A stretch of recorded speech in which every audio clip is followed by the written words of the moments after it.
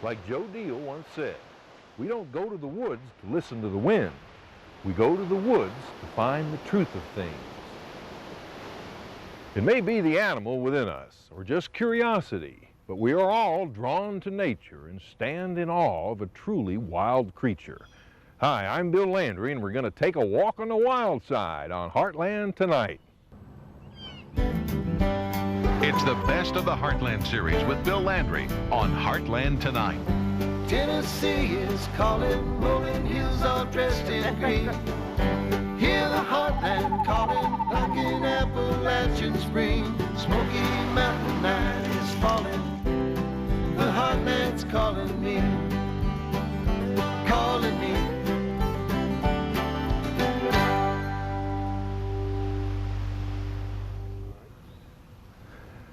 Though we may not know why, we are all mysteriously drawn to the wild. It fascinates us. On Heartland Tonight, it's wild things, all right. We take a look at homeless bears. We'll also go to a social event unlike few others, a hanging, and we'll explore the wild world of wild birds and their keeping. Not long ago, there wasn't a single coyote east of the Mississippi River. Now it seems they're all over the place. The appearance of Mr. Wile E. Coyote represents the influx of the varmint into our ecosystem, and most of us probably have never seen one.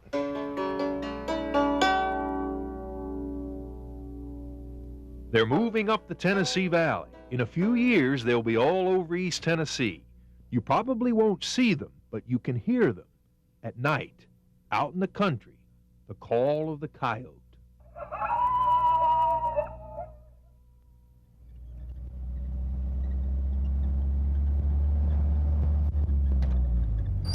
Roscoe, how long have the coyotes been in this country? Well, the first thing I know of was caught was about 10 years ago. We first met him trapping, then again fishing. Roscoe Stinnett is a Heartlander from way back. We knew if we wanted to get on the trail of a coyote, we needed a man like Roscoe. Well, I get on a high place and look off, because, you know, if you get up on that mountain, you can see every bit of movement is down here. That's where them old coyotes right now is. They're up here on this mountain. You can see up there. They're up there laughing at us right now. You think they are? Why, they know we're here. Most people have never seen them. No, they won't. They won't never see them. You wouldn't, if you didn't know there was somebody here, you wouldn't know that was a coyote again right there. See, it's this right in here, kind of a heart shape. See here? What do they eat? Rabbits, quail, wild turkey, people's ducks, chickens, any kind of fowl. And kill a lot of sheep, young calves. They've even been eating watermelon, to tell me. Gonna eat a bunch of watermelons, the fella. Eat his watermelon patch up. Coyotes are easy to please, but hard to get rid of. Tennessee is now home to 50,000 coyotes, mostly in the western part of the state, but they're headed this way. We decided to match wits with him, to draw him out in the open with a tape recording of the coyote's territorial howl. And so we set out to wait for nightfall. Will we know one if we hear it? Oh, yeah. Yeah, you'll know it. It'll make your hair stand on your head. You was out there yourself and didn't know what it was.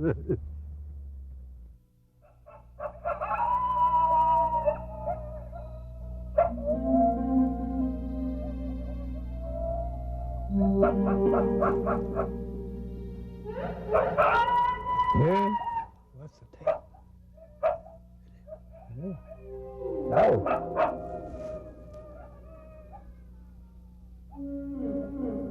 Yeah. You serious? Yeah. Sure is. Yeah? Makes the hair stand on your head, buddy. But it was only the more traditional animals that came out of the dark to see what all the racket was about.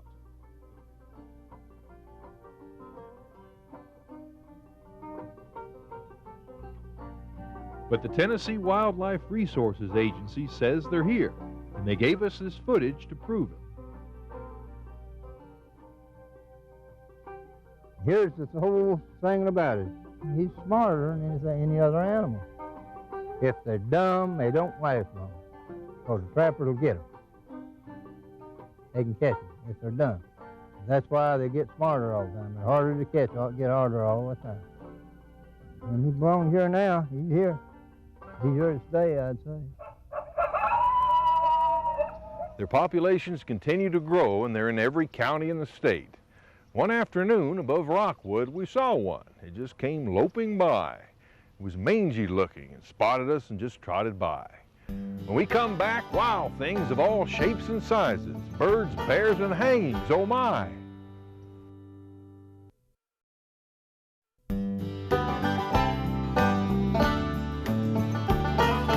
As their environment and habitat continues to shrink, animals that once were wild are in conflict more and more with man. Whether we like it or not, we are forced to share the same world, and it's getting smaller. Most of the time, we stand at nature's window, never to make acquaintance with creatures of the wild. But as our habitat increases, theirs shrinks, and our paths are bound to cross. A friend of Tracy's had cut down a tree on his property, and there was a nest in there, and Tracy's good with animals, so he called Tracy to see if he would raise them for him. Our view of wild animals has changed a lot since the time of our forefathers. We don't chase them. We want to make friends with them. It's curious behavior we humans exhibit once the critters get us trained.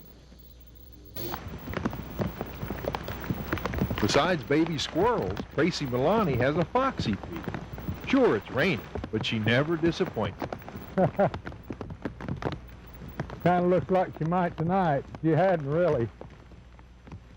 She's been really faithful. Experts say that leash laws and such are working so well that wild animals feel easier about visiting. Like Tracy Milani's fox, who finally got used to our lights. You want some chicken? You better come on. What took you so long tonight? When the distance closes between the two species, true friendship grows. Crow Magnon is Meredith Klepsch's second pet crow. Thinks I'm Mom and Ed is Dad, and the dogs and cats are brothers and sisters. And he can almost say hello. We figured that was the easiest thing. Apparently O words are easier for them to learn. Why talk when you already have all the creature comforts? Sunbathing, he really thinks it feels wonderful. But the good life escapes most wild critters, especially now. They're no longer welcome in the subdivisions that were once their forest homes. I've just never developed an interest and admiration for groundhogs. And there's a whole new business to wrangle the ones who insist on making our home their home. Varmint busting. They're just trying to survive like all of us, and you know, when they get into people's basements or attics or whatever, people don't like that and they want to move, and so I live trap them and humanely relocate them. Without knowing it, we've invited them in. People are getting to where they like the greenbelt effect again. Okay, they want a little woods, they want a little nature around them. This is definitely skunk. This is a real typical hole right here of a skunk. Though a skunk is the culprit here, a nosy raccoon takes the rap. Under other circumstances, this critter might be considered a pet. No wonder there's confusion. Pet or pest? Their fate is more and more in our hands. Surely if wildlife could watch this episode, they'd be hard-pressed to decide, are we friend or foe? In East Tennessee, people and wild critters continue to fight over and by necessity share the same land in conflict. Wildness in humans might be the theme of this next story. For even in civilized society, people can be wild too. What's interesting here is the effect it has on the rest of us. The hanging tree, where the condemned and unlucky meet their end. Such was execution in Tennessee before 1916. They were public events. Notice the makeup of the crowd. Hangings became social occasions. In 1896, a large crowd gathers for the hanging and baptism beforehand of the nearly departed. Newspaper accounts tell of the gatherings at the hanging tree and what these people, frozen in the moment, might be saying. It's getting harder and harder to find a man to drive a wagon out from under him. Boy, that's truth. Now, old Tom England finally agreed. He said he would do it for a quart of good whiskey. Sure hope this new rope will hold that fella. And don't look exactly right. Hey, Joe, come here and check this knot. Oh, it's a bit warm, don't you think? Well, I believe that's Mary Lee Cates over there, out of mourning attire so soon. Oh, goodness. There's the Ross family. His people took up with the Rebs during the war. Old Judge Trotter never got over losing his boy at Vicksburg. This is indeed a solemn occasion. My son, your earthly race is nearly at an end. There may be many here who can be led home by your example. Look at them. They're here to watch me hang. Can't blame them. I'd watch if I could. Pretty good crowd. Peanuts! Peanuts! Get your peanuts! Hot-boiled peanuts! Only place to get your peanuts. You can't see a hanging without peanuts. Peanuts! Peanuts! Get your peanuts! A crime and trial which excites the mind of the public. Soon the doomed man will be ushered into eternity. Surely this report will get me a raise. Settle down, Ezra. Carrie, settle down. I'll get you peanuts in just a minute, but they're going to be hanging him up there directly, and I want you to remember that's what happens to bad boys. Yeah. That old hog would go 200 if it's a pound, and I couldn't part with it for less than about $7. You know that old boy's got an improper attitude about him about to be hung and all. You know I'd hate to be in that old boy's boots. That's a little bit steep on the old sow there, brother. Now, I hope you don't hold this against me, because the punishment's done been decided. I'm just carrying it out. Well, I don't blame you, Sam. After all, the sun's gonna rise and the sun's gonna set after my last breath. Yeah. Tell your girl Sally I asked for her. Well, it's about time they got started. I'm ready to get some lunch out. You know how you love my fried chicken. Yeah!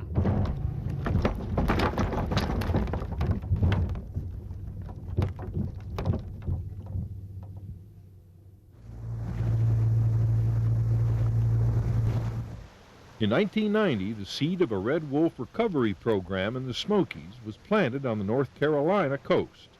Being able to be a part of bringing them back and making them a wild population. Wildlife biologist Chris Lukash shepherded the project from the beginning to its recent end.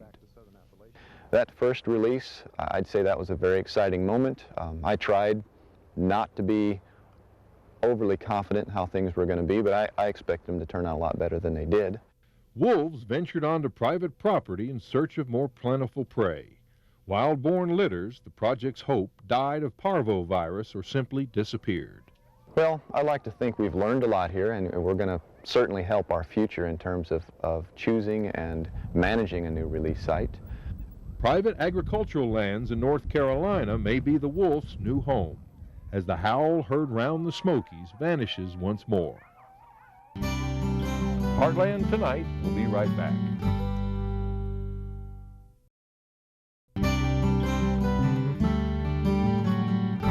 They are very important to us, the black bear.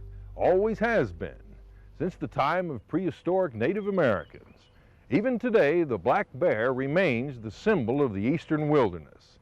But unlike never before, its fate teeters in a precarious no-man's land, somewhere between protected lands and the ever-encroaching private property. No one would mistake a metropolis for American black bear habitat, but sadly last fall the bears did.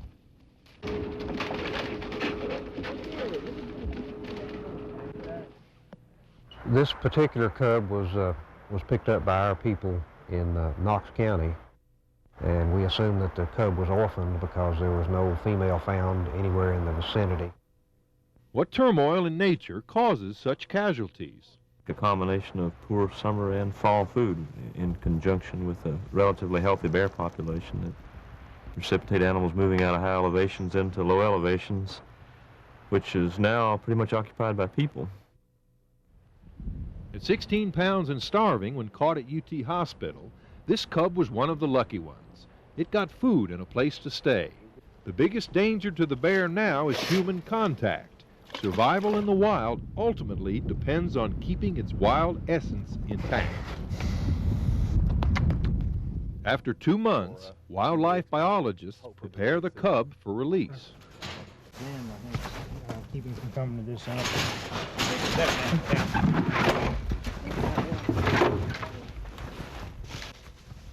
A half-dozen orphan cubs have ended up under the park's wing. The latest falls pitifully short of its normal 40 pounds, but has somehow survived. He was picked up about a week and a half ago, extremely emaciated, very lethargic. You could carry him, you could carry him in your hands. If the technique of limiting human contact is successful, this is the last we will ever see of the Knox County bear cub. With his attention.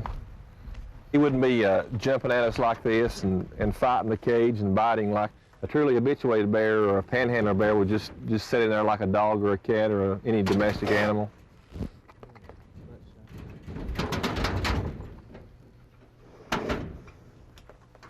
He's got a lot of fat covering. Total length 85. Small orphan cubs, those that are just a couple months old or so, have been successfully 34. placed back with an adoptive mother.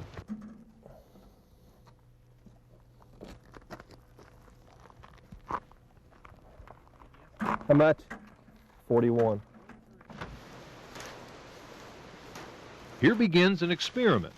The sedated cub is placed into a substitute den, simulating conditions wildlife biologists hope will lead the cub to hibernate. Fortunately, food shortages that cause tragedies like the orphan cubs happen rarely. But with each passing year, bear habitat shrinks a little more. What's happened over the past 50, 75 years, and you can easily see it, is that this place has become carved up with roads and subdivisions and shopping centers, and historic feeding areas in the fall are no longer there. It is a rare bear that gets such life-saving treatment, but a proposed facility in Townsend may one day care for the region's orphaned and hurt bears.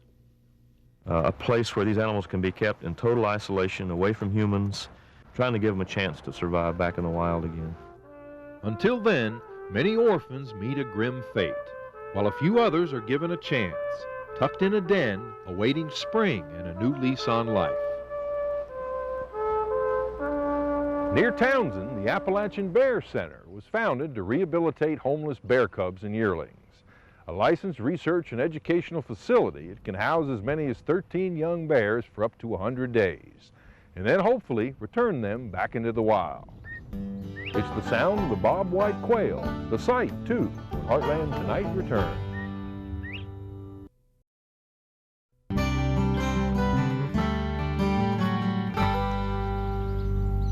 In early spring, an often imitated call rises up from old broom sedge and blackberry fields.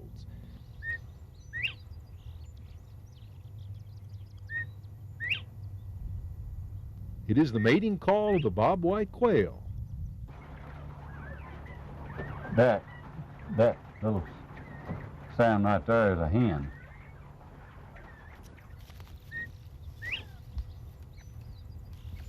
In recent decades, the bobwhite's distinctive signal has grown more scarce. The bird's populations, utterly dependent on food and cover provided by tall grasses and untended fields, have diminished. As always, land use is a delicate balance. Fescue grass, important for erosion control, hurts quail. Cattle took over, and they grazed it down. There's no cover for a quail. They can't even find a place to build a nest on lots of farms. There just ain't nothing there. No cover, no feed, and they can't eat that fescue. You got to have a hedgerow to hide in, and there's less and less than that.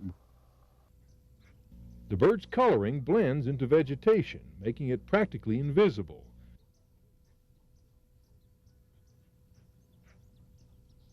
The challenge of hunting it makes the bobwhite quail a prize game bird. Oh, when they walk, they're proudest things you ever seen. The bobwhite quail is a small, chunky, hen-like bird. Individuals live short lives. In the wild, most young of the year fall to predators or severe weather. What keeps quail going is the covey. And at night, they sit down with their tails together, heads on the outside of the circle, so they can watch for predators. Tom Pridgeon knows quail. As a hunter, he's observed their ways for years. He says it's the hunter's obligation to conserve the covey.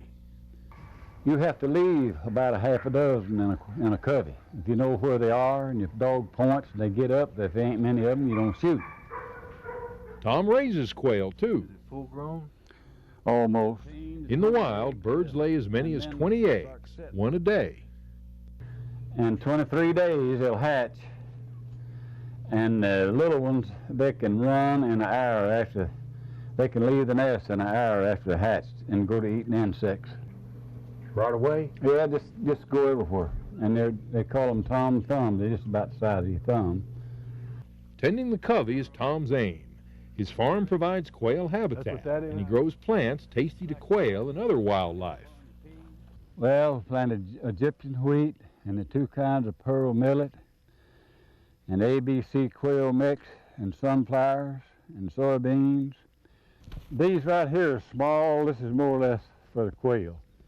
They don't look like there's any in there, but there are. They're millions of them small seeds. They'll eat those little seeds in there? Yeah, this is a natural nesting grass place for quail. They make a real pretty nest, and they cover it over kind of like a igloo. Efforts like Tom's are helping the bobwhite quail make a comeback. One day, the call of this fascinating bird will again become a familiar sound here. Wild birds are the last wild creatures that most of us will ever get to explore, J.B. Owen once suggested to us. J.B. taught us many lessons and we miss him. We share our world with the wild creatures in it. It's unfair, really, because man has dominion over the animals and the wild. The result is their numbers and their habitat are shrinking. As the environment disappears, we are forced to share the limited amount of land that's left.